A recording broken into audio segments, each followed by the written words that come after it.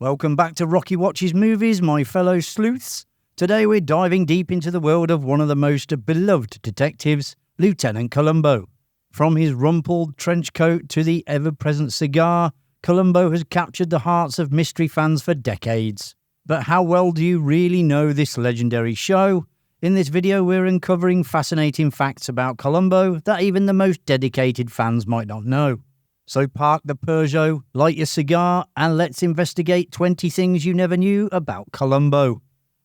Before Peter Falk became synonymous with the role, the character of Columbo appeared in earlier incarnations. Burt Freed first portrayed the detective in a 1960 episode of the Chevy Mystery Show, followed by Thomas Mitchell's stage performance in Prescription Murder a few years later. The play was adapted into a made-for-TV movie in 1968, marking Peter Falk's debut as Columbo.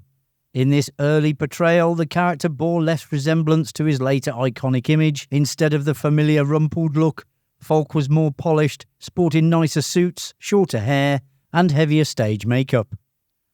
Originally, creators Richard Levinson and William Link envisioned crooner Bing Crosby as their unassuming detective. The charismatic singer was captivated by the role, but ultimately declined because it would get in the way of him playing golf. Looking back, it seems fortunate that Crosby made this choice, as he passed away in 1977 while Columbo was still riding the wave of popularity. Character actor Lee J. Cobb was also in the running.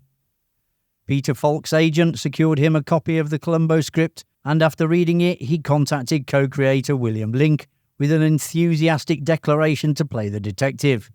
Link and Levinson, familiar with Falk from their New York days, recognised his unique appeal despite his not fitting the original version of Lieutenant Columbo.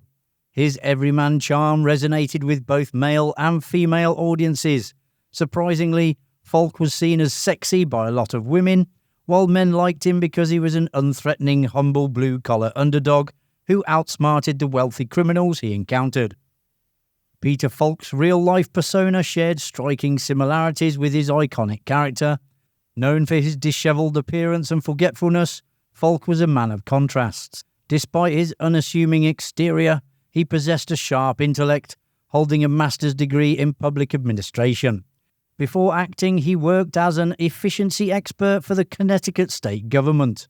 His distinctive appearance, resulting from losing an eye to cancer as a child, often led to underestimation. In fact, a Hollywood executive once dismissed him for this very reason. After a screen test at Columbia Pictures, Harry Cohn said to him, "For the same price I can get an actor with 2 eyes." Imagine that happening today. Peter Falk didn't like the initial wardrobe choices for Lieutenant Columbo. To create a more authentic look, he raided his own closet, selecting a worn-out raincoat he'd purchased years earlier. He also requested a wardrobe change, transforming a blue suit into a brown one. These unassuming pieces would become synonymous with the character and contribute significantly to his iconic image. If you're enjoying the video, a quick subscribe to the channel would be just one more thing you could do today. Steven Spielberg directed the first aired episode of the series Murder by the Book. Falk was initially reluctant to work with a then unknown 24-year-old Spielberg, but after a meeting with him and being impressed by Spielberg's previous television work, Falk eventually agreed. During filming, Falk was astonished by Spielberg's innovative techniques, telling producers, "This guy is too good for Columbo." Jack Cassidy, the killer from Murder by the Book, played the murderer in 2 more Columbo episodes, Publish or Perish from Season 3, and Now You See Him from Season 5. And still staying with Murder by the Book, it features the killing of a mystery writer. Interestingly, the novel frequently referenced in the episode, Mrs. Melville, shares the same title as Columbo's 1968 pilot movie, Prescription Murder. When Columbo was renewed for a second season, NBC executives insisted on adding a sidekick for the lieutenant.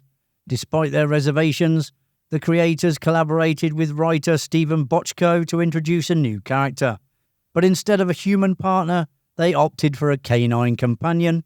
Initially hesitant because he felt that between the raincoat, cigar, and Peugeot car, his character had enough gimmicks. But Peter Falk warmed to the idea after meeting the Basset Hound from a Pound, whose laid-back demeanour perfectly complemented Columbo's character. Peter Falk met his future wife Shira Denise on the set of his 1976 film Mickey and Mikey, which was being filmed in her hometown of Philadelphia. The aspiring actress secured a role as an extra. The couple married in 1977, and Denise subsequently appeared in multiple Columbo episodes. Initially cast in small supporting roles, her appearances grew more substantial as the series progressed. She initially auditioned for the lead female role in the 1991 episode Columbo and the Murder of a Rock Star, but Falk vetoed the idea due to a scene of her character in bed with a much younger man. Instead, she was cast as a co-conspirator and even had the opportunity to showcase her singing talent by performing the murdered star's hit song. The Columbo character's family life remains somewhat ambiguous. While there are instances where he mentions having a wife and children, as in the episode Any Old Port in a Storm, where he says, "If I can get a babysitter, I'll bring my wife along." Other episodes contradict this, suggesting the couple never had children. Suspecting that others were using his meticulously researched trivia without any credit, trivia book writer Fred L. Worth devised a clever test. He fabricated the information that Lieutenant Columbo's first name was Philip and included it in one of his books. When the trivia game Trivial Pursuit mistakenly listed Philip as Columbo's first name, Worth filed a $300 million lawsuit for copyright infringement. While Trivial Pursuit admitted using Worth's book as a source, the court ultimately ruled in favour of the game creators. However, the Philip Columbo misinformation lived on in popular culture, at least for the next several years. Apparently, Peugeot even ran a 1980s advertising campaign that mentioned Lieutenant Philip Columbo as the most famous driver of a Peugeot, but I can't verify that. With the advent of syndicated reruns, DVDs and high-definition television, eagle-eyed viewers were able to pause a scene from the first season episode Dead Weight. Upon closer inspection of Lieutenant Columbo's badge, a surprising revelation emerged. His first name is Frank. Columbo flipped the traditional mystery formula on its head. Instead of the classic whodunit, the series presented a how catch 'em, where audiences knew the culprit from the start. This unique approach demanded exceptional storytelling prowess from the writers. Inspiration often struck in unexpected places like the Yellow Pages. While the writers were flipping through looking for a possible profession for a Columbo murderer, a casual glance at the listings for professional magicians sparked the idea for one of Peter Falk's personal favourite episodes, Now You See Him, starring Jack Cassidy as a former Nazi officer turned illusionist. There was a spin-off series called Mrs. Columbo. This was a network-driven venture that met with resistance from the original show's creators. The series attempted to capitalise on the popularity of the Columbo character by introducing his unnamed wife, a concept never explored in the original series.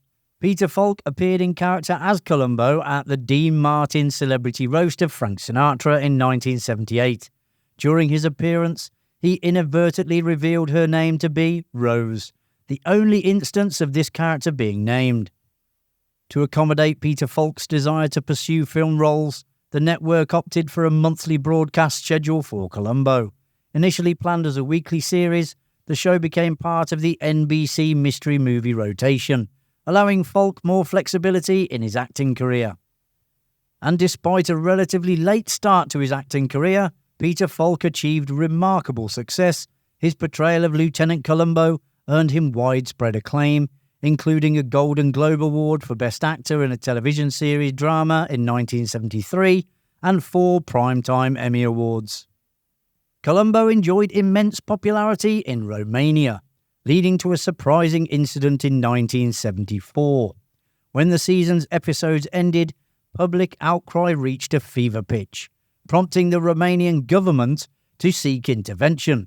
Peter Falk himself recounted this extraordinary tale in his autobiography, Just One More Thing, which was published in 2006, and also in a David Letterman appearance. The root of the issue was a strict government quota on American television broadcasts. With Columbo airing fewer than 10 episodes per season, Romanians mistakenly believed the government was withholding content, sparking fears of arrest. To quell the situation, the US State Department arranged a meeting between Falk and a Romanian representative. Falk was persuaded to record a phonetically spelled Romanian speech, assuring the public of the show's return. A statue of Peter Falk as Lieutenant Columbo, accompanied by his iconic canine companion, stands on Falk Mixer Street in Budapest, Hungary. Interestingly, Falk had Hungarian ancestry through his maternal grandfather. Tragically, Peter Falk was diagnosed with Alzheimer's disease in 2008. His condition deteriorated rapidly, ultimately claiming his memory, including those of his iconic role as Lieutenant Columbo. He passed away in 2011. And there you have it, folks. You now know a little bit more about Columbo. If you enjoyed the video, which I presume you did as you got this far, hit that like button and subscribe so you don't miss any future videos coming to Rocky Watches Movies. Thanks for watching. I'll see you in the next one. Bye for now.